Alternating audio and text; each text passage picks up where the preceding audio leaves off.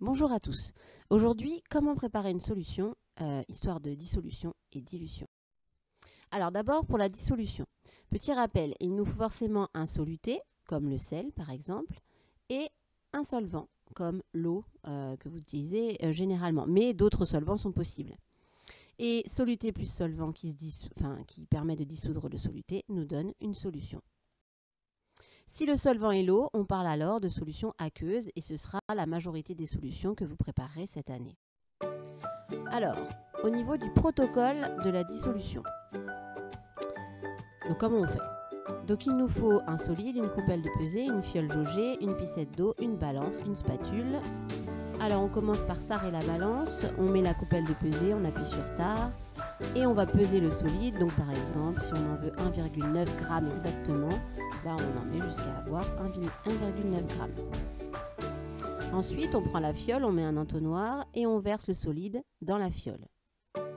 Attention, il reste un peu de solide dans la coupelle de pesée, donc on va rincer avec de l'eau distillée la coupelle de pesée et on va récupérer les eaux de rinçage. On peut tenir la fiole aussi, ça sera encore mieux.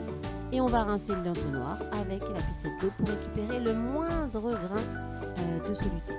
Ensuite, on va rajouter de l'eau distillée jusqu'à peu près aux 2/3. On peut ouvrir pour que ça aille un peu plus vite. Jusqu'aux 2/3 de la fiole, on bouche et on agite latéralement, bien sûr, jusqu'à avoir tout dissous le soluté. Donc attention, il faut que tout soit dissous. Plus un grain de solide. Ensuite, on va rajouter de l'eau distillée jusqu'au trait de jauge. Alors, vous voyez le petit trait là? Voilà, on le voit bien. On rajoute de l'eau distillée jusqu'au trait. Il faut que le bas du ménisque, donc l'arrondi vers le bas, soit sur le trait. Voilà. Et quand on est sur le trait, c'est parfait. Ensuite, il ne faut pas oublier de réhomogénéiser en ayant bouché la fiole, toujours latéralement, pour éviter de mettre la solution sur le bouchon. Et voilà, j'espère que pour le protocole, il n'y aura pas de souci pour vous. C'est toujours la même chose dès qu'on a une dissolution. Alors, au niveau de la dilution maintenant, alors diluer, c'est... on part d'une solution mère qui est de concentration connue, donc on part déjà d'une solution, et comme le sirop de menthe par exemple, et on va rajouter un solvant, comme toujours l'eau.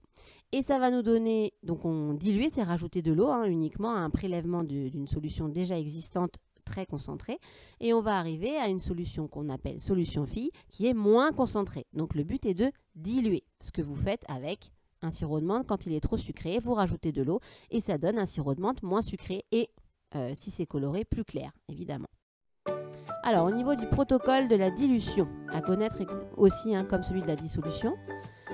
Donc cette fois-ci, vous partez d'une solution mère qui est déjà dans une fiole parfois, une pipette d'eau, une autre fiole, une pipette jaugée ou une pipette graduée et une propipette. Alors, il faut un bécher aussi, on peut le rajouter pour prélever. Donc on commence par prendre la solution mère que l'on va verser dans un bécher pour pouvoir prélever. On ne prélève jamais ni dans une bouteille ni dans une fiole, puisqu'on pourrait souiller la bouteille ou la fiole. Ensuite, on prélève grâce à la pipette jaugée la solution mère. Vous pouvez incliner le bécher, mais la pipette doit rester droite et vos yeux doivent se trouver en face du trait de jauge, celui qui est au-dessus. Et vous devez faire monter avec la propipette jusqu'à ce qu'on arrive au trait de jauge. Ensuite, on verse le prélèvement dans une fiole jaugée, alors de volume, celui qui nous intéresse. On met ses yeux en face du deuxième trait de jauge s'il y en a un, donc le trait de jauge inférieur. Et on va verser jusqu'au deuxième trait de jauge, en faisant attention évidemment le bas du ménisque sur le trait. Il faut être précis, sinon ça ne marche pas bien. Ensuite, ce qui nous reste, on va le jeter dans un bécher poubelle, donc en général un bécher ou un pot de yaourt. On vide le reste. On ne vide pas à l'évier, suivant la solution qu'on a. Ensuite, on rajoute de l'eau distillée un petit peu, jusqu'aux 2/3, on agite. Et ensuite, on rajoute de l'eau jusqu'au trait de jauge. Là encore, les yeux en face du trait, le bas du ménisque sur le trait. On bouche et on homogénéise encore une fois.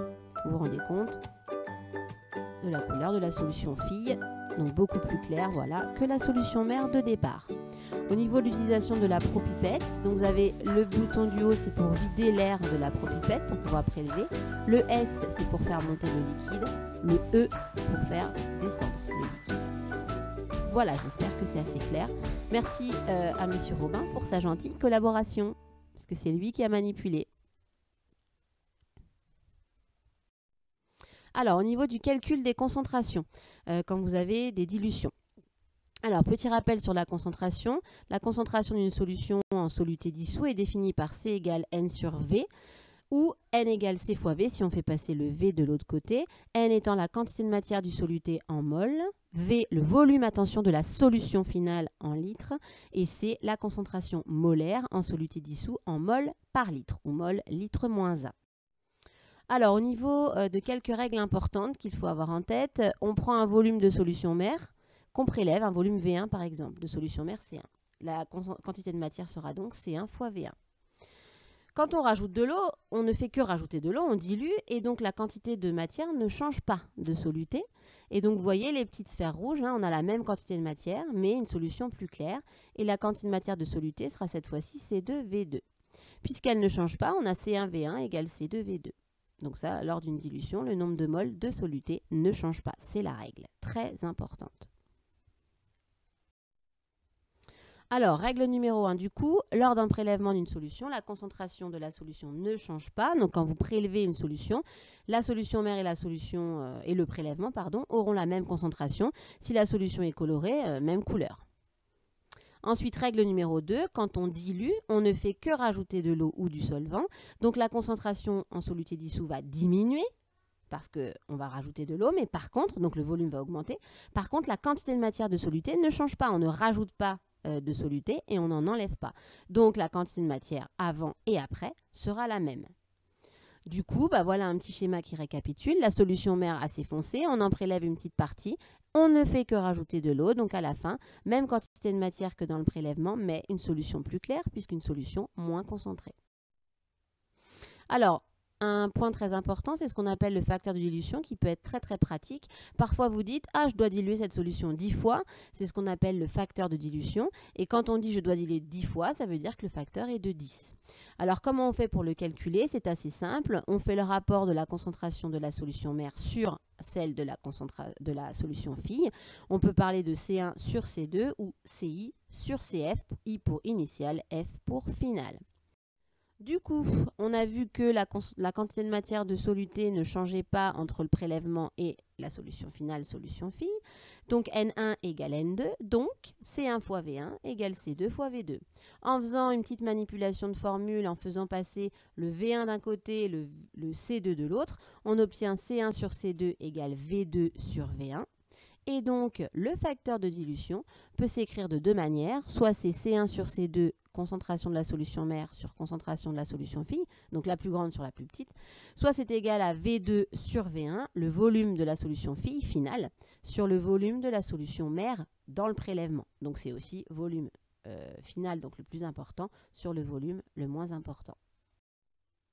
Donc, je vous souhaite de bonnes dilutions. J'espère que c'était assez clair. N'hésitez pas à revoir, à re-revoir, à faire pause, à essayer de bien comprendre tout ça, puisque c'est la base de la chimie des solutions, de faire des solutions de concentration la plus précise possible.